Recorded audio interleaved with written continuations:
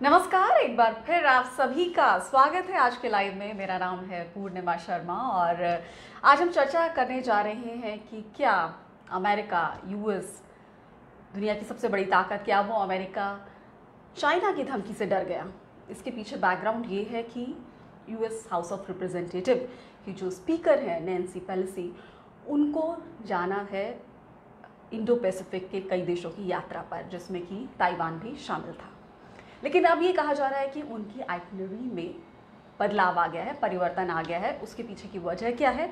कुछ दिन पहले ये कहा जाता है कि जो बाइडेन और शी जिनपिंग के बीच फ़ोन पर बातचीत हुई और जिसमें शी जिनपिंग ने कहा जा रहा है कि ये कहा कि आप आग से मत खेलिए, यानी कि अगर जो यूएस हाउस स्पीकर है नैन्सी पेलोसी, अगर वो जाती है ताइवान, तो इस तरह जो ग्लोबल टाइम्स है, जो कि माउथ पीस है चाइना का, उन्होंने ये भी लिखा, इस हद तक भी लिखा ट्वीट करते हुए, जिसके बाद उनका ट्विटर हैंडल सस्पेंड कर दिया गया, कि क्या नैन्सी पेलोसी का जो विमान है उसको क्या यूएस के मिलिट्री जेट हैं वो एस्कॉर्ट करेंगे क्या।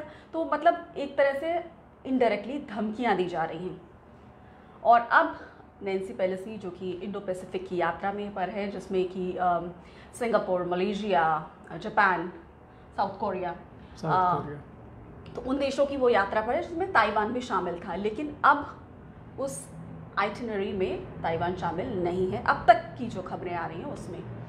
तो किस तरह से चीन अपनी कोशिशें करता है, चाहे मसल पावर दिखाकर, चाहे साइबर हमले करके, चाहे धमकियां देके, और किस तरह से यूएस को भी धमकाया, डराया, और उसके पीछे फिर क्या डिसीजन अमेरिका ने लिया। और हम हो सकता है कि अब जो कहा जाता है कि जो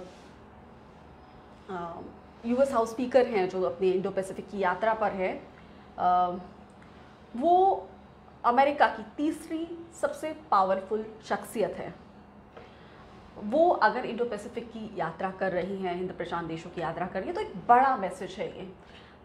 रंजीत जी हमारे साथ हमेशा आप देखते हैं, विदेश मामलों के विशेषज्ञ हैं, एक्सपर्ट हैं, स्ट्रैटेजिक अफेयर्स एनालिस्ट हैं, और उनसे हम जानने की कोशिश करेंगे। रंजीत जी, इस पूरी जो हम डेवलपमेंट देख रहे हैं पिछले कुछ दिनों में, उसको आप किस तरह देख रहे हैं, किस तरह आप उसे एनालाइज कर रहे हैं?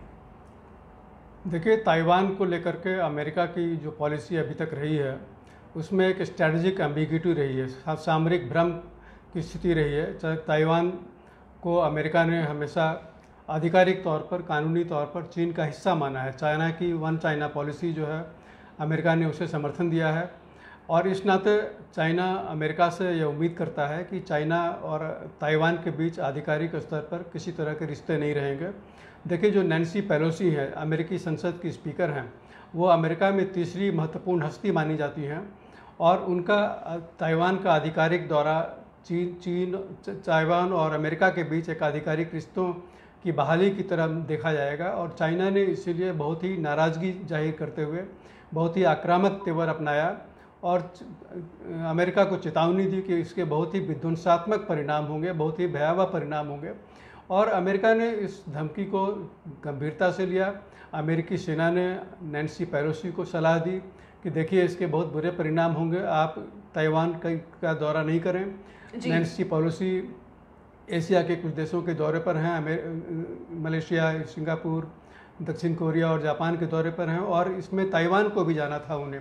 लेकिन जो ताज़ा जो घोषणा हुई है उसमें ताइवान का नाम हटा दिया गया है। तो इससे माना जा रहा है कि अमेरिका चीन की धमकियों के आगे झुक गया। देखिए, अमेरिका के लिए और चीन के लिए एक बहुत ही प्रतिष्ठा की बात थी कि चीन की धमकियों के आगे अमेरिका न झुके, अमेरिका ताइवान के साथ रिश्तों में का स्तर कम नहीं करे।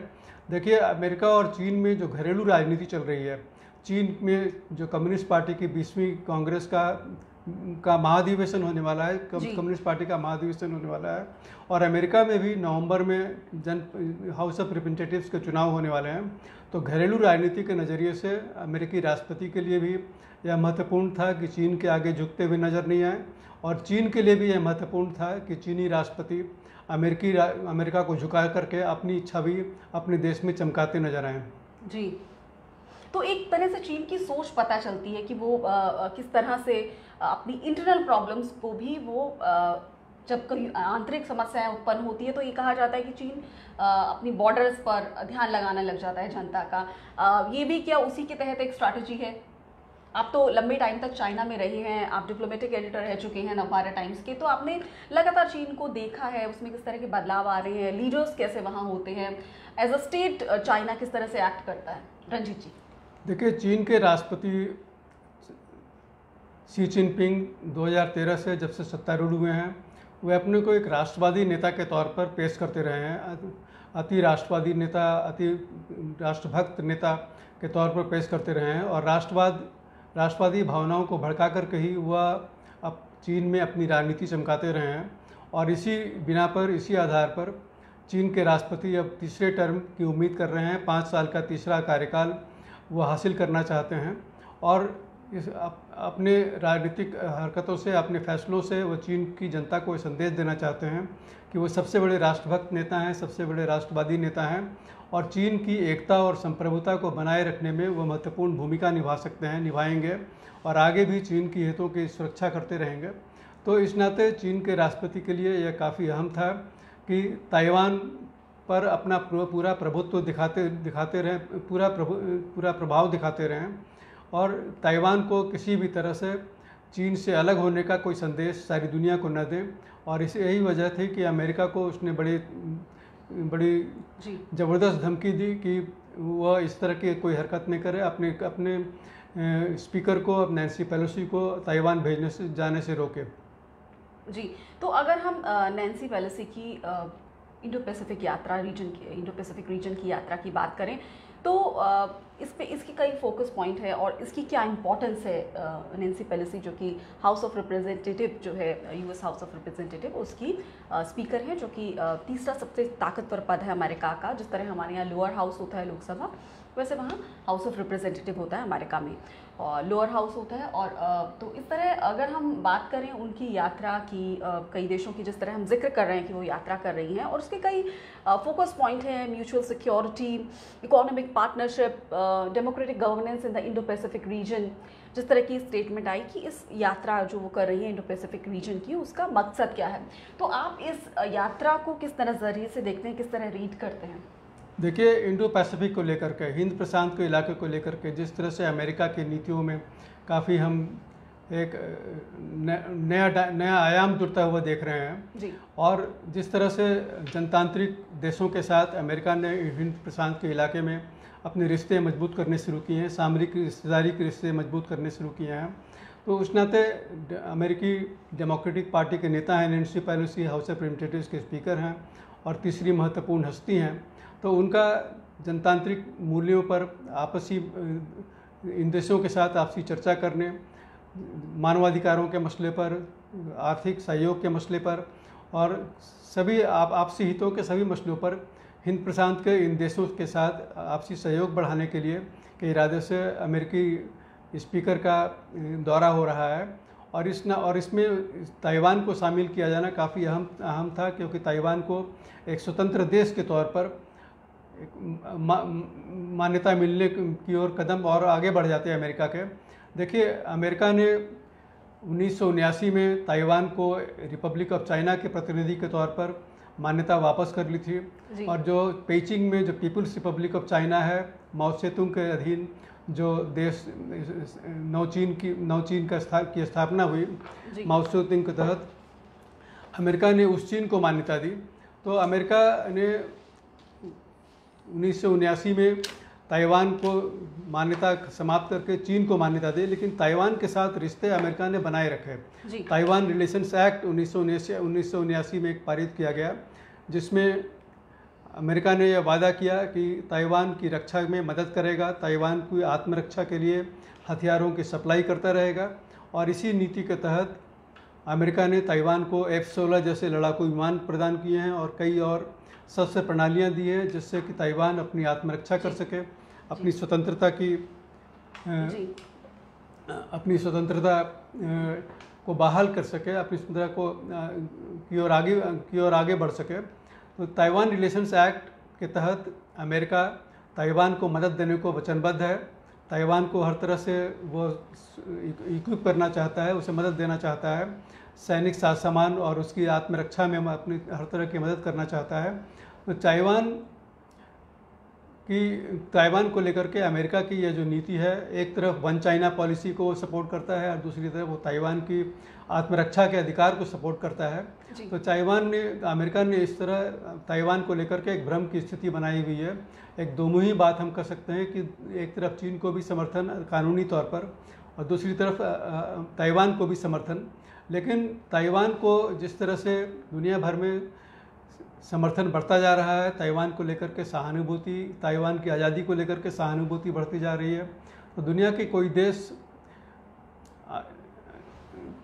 खुल करके सामने आने की हिम्मत नहीं कर रहे, चीन से टकराने की हिम्मत नहीं कर रहे। चीन एक सैनिक और आर्थिक ताकत बन चुका है और कोई भी देश चीन के सामने टकराने की हिम्मत नहीं कर रहा। यहाँ तक कि अमेरिका भी सीधा टकराव लेने से बचने की कोशिश कर रहा है, जो नैन्सी पेलोसी की यात्रा को रद्द करने की पृष्ठभूमि में हम देख सकते हैं। जी, तो अगर हम ताइवान की पृष्ठभूमि की बात करें, चाइना और ताइवान की जब हम बात आती है, तो क्यों बार बार चीन जो है वो ताइवान को लेके इतना उग्र हो जाता है? देखिए, ताइवान चीन का सैकड़ों सालों से एक प्रादेशिक इलाका रहा है। हालांकि 1683 में चीन में जब छिंग शासन था, उसने ताइवान, तब एक अलग प्रांत, अलग देश होता था, अलग द्वीप, एक स्वतंत्र द्वीप होता था। लेकिन 1683 में छिंग साम्राज्य ने उस ताइवान के इलाके को, ताइवान द्वीप को अपने अधीन कर लिया। और लेकिन 1895 में जब साइनो जापानीज वार हुआ, चीन और जापान के बीच युद्ध हुआ, तब जापान ने ताइवान के इलाके पर कब्जा कर लिया और उसके कुछ दिनों पहले ताइवान द्वीप पर एक स्वतंत्र गणराज्य स्थापित हो चुका था, फॉर्मोसा के नाम से इंडिपेंडेंट रिपब्लिक स्थापित हो चुका था फॉर्मोसा। लेकिन फॉर्मोसा पर द्वीप पर जापान का कब्जा हो गया।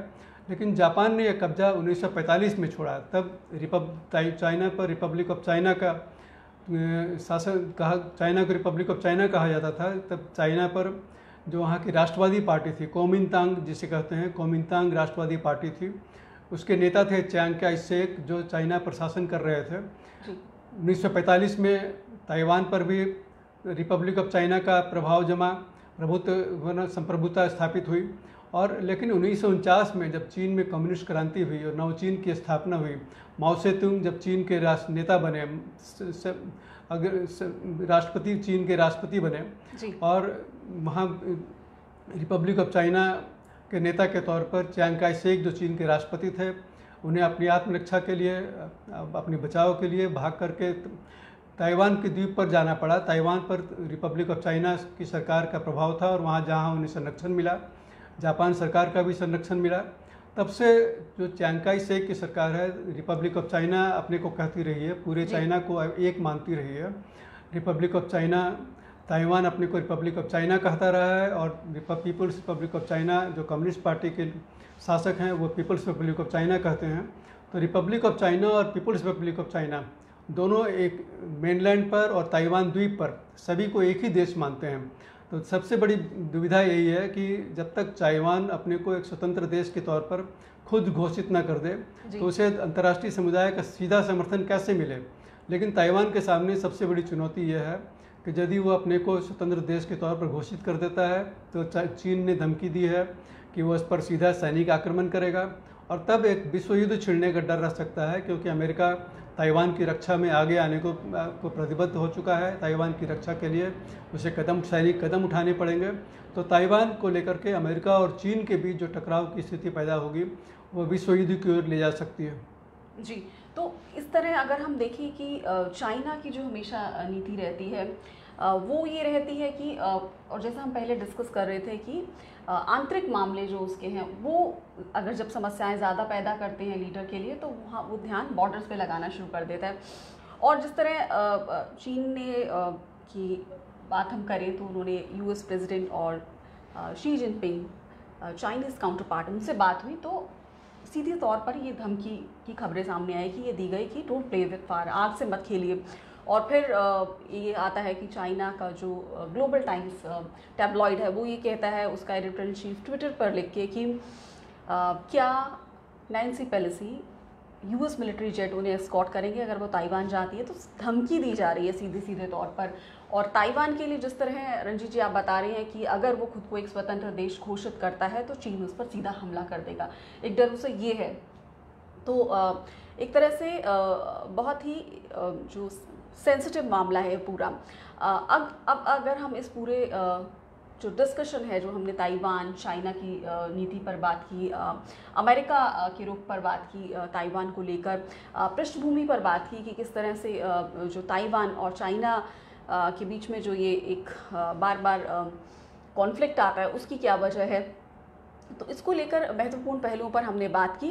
अब इस पूरे मुद्दे को लेकर आपको क्या लगता है कि क्या कोई गुंजाइश है कि नैन्सी पेलोसी जाएंगी ताइवान, या अब लगता है कि नहीं, अब वो बिल्कुल नहीं जाएंगी और इस मुद्दे पर अमेरिका पीछे हटता हुआ नजर आ रहा है? देखिए, नैन्सी पेलोसी से जब ये पूछा गया, उनके कार्यालय से जब ये पूछा गया कि क्या वो ताइवान की यात्रा पर जाएंगी, तो इस पर कोई स्पष्ट जवाब नहीं दिया गया। न तो हाँ कहा गया और न ना कहा गया वो जाएंगी या नहीं जाएंगी। देखिए, वो भ्रम की स्थिति बनाए रखना चाहती हैं। दूसरी ओर चीन के भी नज़रिए से भी हम देखें तो चीन भी ये नहीं चाहेगा कि ताइवान के खिलाफ ऐसा कोई बड़ा कदम उठा लें जिससे एक राष्ट्र के तौर पर, एक बड़ी अर्थव्यवस्था के तौर पर ताइवान समाप्त हो जाए। देखिए, ताइवान को चीन में हमेशा एक सोने का अंडा देने वाली मुर्गी के तौर पर देखा जाता रहा है। ताइवान आज दुनिया की एक बड़ी अर्थव्यवस्थाओं में एक हो चुका है। ताइवान का जो सकल घरेलू उत्पाद है, जीडीपी है, $700 बिलियन का है, जो 2.25 करोड़ वाले देश के लिए बहुत ज़्यादा माना जाता है। वहाँ की जो प्रति व्यक्ति आय है वो $50,000 से अधिक है, जबकि चाइना की प्रति व्यक्ति आय $20-22 हज़ार है। तो चाइना से ताइवान काफ़ी आगे निकल चुका है। ताइवान एक तकनीकी महाशक्ति बन चुका है, एक आर्थिक ताकत बन चुका है। ताइवान अपनी तकनीकी उत्पादों के लिए दुनिया भर में अब जाना जाने लगा है। उसकी अर्थव्यवस्था से सारी दुनिया प्रभावित हो रही है। वहाँ पर आधुनिक तकनीक वाले कई उत्पाद जैसे सेमीकंडक्टर चिप्स हैं आदि ताइवान में ही सबसे ज़्यादा उत्पादित होते हैं, जो पूरी दुनिया को सप्लाई किए जाते हैं। तो ताइवान की अर्थव्यवस्था पर पूरी दुनिया की अर्थव्यवस्था निर्भर है, और न केवल पूरी दुनिया की अर्थव्यवस्था बल्कि चीन की अर्थव्यवस्था भी ताइवान की अर्थव्यवस्था पर काफ़ी हद तक निर्भर है। चीन और ताइवान के बीच जो आपसी व्यापार है वो $200 अरब का होता है। चाइना और ताइवान की जो अर्थव्यवस्थाएं हैं आपस में काफ़ी मिली हुई हैं, दोनों एक दूसरे के बिना नहीं टिक सकती, क्योंकि चीन भी काफ़ी हद तक ताइवान के तकनीकी उत्पादों पर निर्भर है। वहाँ के सेमीकंडक्टर चिप्स भी ताइवान से चीन भेजे जाते हैं। तो ताइवान की, और यह भी एक रोचक बात है कि ताइवान के करीब 10 लाख लोग चीन में रह करके व्यापार करते हैं, आर्थिक गतिविधियाँ करते हैं। तो ताइवान और चीन की जनता के बीच भी काफ़ी मेलजोल बढ़ चुका है। तो इस नज़रिए से हम देखें तो चीन भी नहीं चाहेगा कि ताइवान के खिलाफ ऐसी कोई सैन्य कार्रवाई करें, ऐसा कोई बड़ा सैन्य हमला कर दें जिससे कि पूरा देश, पूरा ताइवान तबाह हो जाए, ताइवान की अर्थव्यवस्था ही चौपट हो जाए। तो ताइवान को फिर अपने अधिकार में करने का उससे कोई लाभ भी नहीं मिलेगा। चीन चाहता है कि ताइवान को एक जो मौजूदा स्वरूप है, जो मौजूदा अर्थव्यवस्था है, उस पर पूरा सुरक्षित अधिकार उसे मिले। जी, और जिस वक्त हम बात कर रहे हैं, खबर आ रही है कि अमेरिका ने US deploys ships military place near Taiwan as possibility of Pelosi's visit cruise. तो उम्मीद है जा भी सकती हैं। और ताइवान के एक रिपोर्टर ने यह भी कहा कि ट्वीट किया कि शायद ट्यूसडे नैन्सी पेलोसी, अमेरिका की तीसरी सबसे बड़ी ताकतवर शख्सियत, ताइवान पहुंच सकती हैं। इसके क्या मायने होंगे और क्या वो वाकई जाएंगी? क्या अब इससे और चाइना के बीच में, अगर वो पहुंचती है ताइवान, तो चाइना और अमेरिका के बीच में टेंशन किस तरह और बढ़ सकती है? क्योंकि वैसे ही यूक्रेन को लेकर चीन और अमेरिका बटे हुए हैं, और दूसरा ट्रेड वॉर लंबे समय से चल रही है, और अब ये ताइवान का मुद्दा। आपके इस पूरे घटनाक्रम को लेकर आपकी कंक्लूडिंग कमेंट रंजीत जी। देखिए, चीन और अमेरिका के बीच नैन्सी पेलोसी की ताइवान यात्रा को लेकर के जो आदान प्रदान हुआ है और जिस तरह से एक दूसरे को धमकियां दी जाती रही हैं, चीन ने जिस तरह से धमकियां दी है उसे अमेरिका में काफ़ी गंभीरता से लिया गया है। तो उसके मद्देनज़र मुझे शक है कि नैन्सी पेलोसी ताइवान जाने की हिम्मत करेंगी, क्योंकि अमेरिकी प्रशासन ने नैन्सी पेलोसी को सलाह दी है कि ताइवान का दौरा न करें। तो हम कह सकते हैं कि चीन ताइवान को लेकर के अपनी रणनीति में काफ़ी कामयाब रहा है। ताइवान चीन का एक चीन हमेशा से कहता रहा है कि ताइवान चीन का एक ब्रेकअवे प्रोविंस है, यानी एक टूटा हुआ राज्य है जिसे वो फिर से मिलाना चाहता है। लेकिन ताइवान में जिस तरह से वहाँ की जनता ने एक स्वतंत्रता की ओर अपना समर्थन प्रदान किया है, स्वतंत्र राष्ट्र के तौर पर अपने को घोषित करने की बात कही है। ताइवान की जो नेता हैं, राष्ट्रपति हैं साई इंग-वन, वो जिस तरह से आज़ादी के समर्थन में बोलती रही हैं, लेकिन सबसे बड़ी बात यह है कि वो आज़ादी की घोषणा करने से कतरा रही हैं, क्योंकि उन्हें इस बात का भी डर है कि चीन सैनिक हमला कर देगा। लेकिन धीरे धीरे ताइवान जिस तरह से आज़ादी की ओर बढ़ रहा है, दुनिया में जिस तरह से उसे एक स्वतंत्र देश के तौर पर माना जाने लगा है, वह ताइवान के लिए काफ़ी अहम रखता है। हालांकि आज की स्थिति यह है कि दुनिया के केवल 15 देश ताइवान के साथ राजनयिक संबंध रखते हैं। अमेरिका ने राजनयिक संबंध नहीं रखा है ताइवान के साथ। ताइवान दुनिया के बाकी देशों के साथ अपने रिश्ते अपने कल्चरल एंड इकोनॉमिक ऑफिस के जरिए बनाता है। भारत में भी cultural and economic centre Taiwan का खुला हुआ है। भारत के राजनयिक भी ताइवान में रहते हैं। तो भारत और ताइवान के भी राजनयिक रिश्ते अनधिकृत तौर पर हैं, आधिकारिक तौर पर नहीं हैं।